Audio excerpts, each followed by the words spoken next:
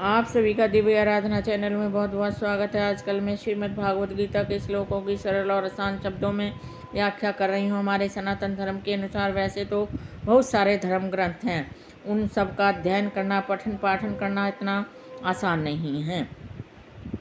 लेकिन हमारे दो ऐसे महान ग्रंथ भी हैं जो हिंदू ग्रंथों में अपना बहुत ही महत्वपूर्ण स्थान रखते हैं। सामान्य से सामान्य व्यक्ति भी इनको पढ़ सकता है और अपने जीवन में धारण करके अपने जीवन का उद्धार भी कर सकता है। अब मैं आपको बता दूं ये दो महान ग्रंथ कौन कौन से हैं। एक श्री रामचरितमानस, दूसरा श्रीमद् भागवत गीता। ये दोनों ग्रंथ सनातन धर्म में अपना विशेष महत्व रखते हैं। आजकल मैं श्रीमद् भागवत गीता के श्लोकों की सरल और आसान शब्दों में व्याख्या कर रही हूँ।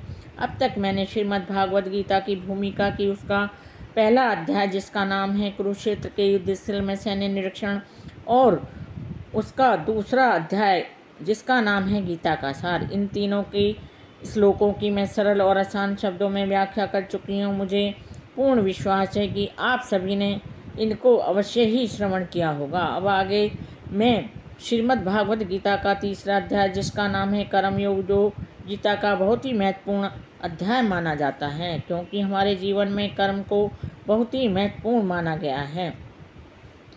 कर्म करना एक प्रधान कर्तव्य माना जाता है। कर्म भी दो प्रकार के माने जाते हैं, एक अच्छे कर्म, दूसरे बुरे कर्म। ये तो सब प्राणी की इच्छा पर निर्भर करता है कि वह किस प्रकार के कर्म करना चाहता है, अच्छे कर्म करना चाहता है या बुरे कर्म करना चाहता है।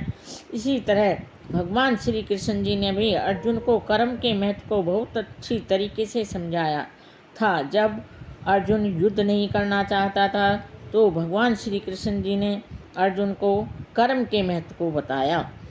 और इसी तरह मैं भी आपसे हाथ जोड़कर प्रार्थना कर रही हूँ कि मैं जो श्रीमद् भागवत गीता के तीसरा अध्याय जिसका नाम है कर्मयोग, उसके श्लोकों की सरल और आसान शब्दों में व्याख्या कर रही हूँ, आप इसका श्रवण अवश्य करें और इसका लाभ उठाएं।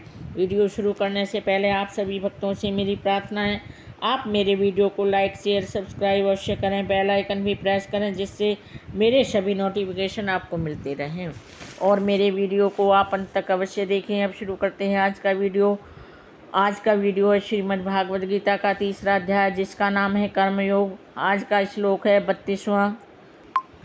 सदृशं चेष्टते स्वस्याः प्रकृते ज्ञानवान् अपि प्रकृतिं यान्ति भूतानि निग्रहः किम कर्ष्यति।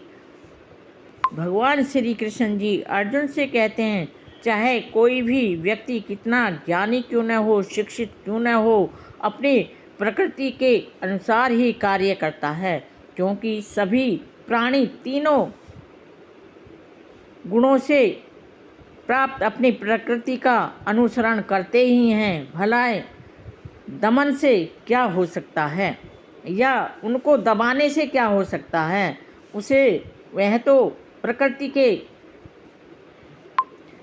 नियमों का पालन करता ही है। भगवान श्री कृष्ण जी ने के कहने का तात्पर्य यह है कि कृष्ण भक्ति के दिव्य पद पर स्थित हुए बिना प्रकृति के गुणों के प्रभाव से मुक्त नहीं हुआ जा सकता। ज्ञान की दृष्टि से कोई कितना ही विद्वान क्यों न हो, ज्ञानी क्यों न हो, किंतु भौतिक प्रकृति की दीर्घकालीन संगति के कारण वह इस बंधन से मुक्त नहीं हो पाता। कृष्ण भक्ति ही उसे भौतिक बंधन से छूटने में सहायक हो सकती है, उसकी सहायता कर सकती है। भले ही कोई अपने नित्य कर्मों के करने में संलग्न क्यों न रहे, अर्थात वह अपने नित्य कर्मों के करने में निरंतर सम्मिलित क्यों न रहे, अतः पूर्णतः कृष्ण भक्ति हुए बिना अपने नित्य कर्मों का परित्याग नहीं हो सकता। किसी को भी सहसा अपने नित्य कर्म त्याग कर तथाकथित योगी या कृत्रिम अध्यात्मवादी नहीं बन जाना चाहिए। उसे दिखावा संसार में बिल्कुल भी नहीं करना चाहिए। अच्छा तो यही होगा कि यथास्थिति में रहकर श्रेष्ठ प्रशिक्षण के अंतर्गत कृष्ण भक्ति प्राप्त करने का प्रयत्न करना चाहिए, अर्थात अपने कृष्ण भक्ति में तल्लीन होने का प्रयास करना चाहिए। इस प्रकार कृष्ण की माया के बंधन से मुक्त हुआ जा सकता है। यह थी मेरे आज के 33वें श्लोक की संपूर्ण जानकारी। मेरे वीडियो में अंत तक बने रहने के लिए आप सभी का कोटि कोटि धन्यवाद। नमस्कार।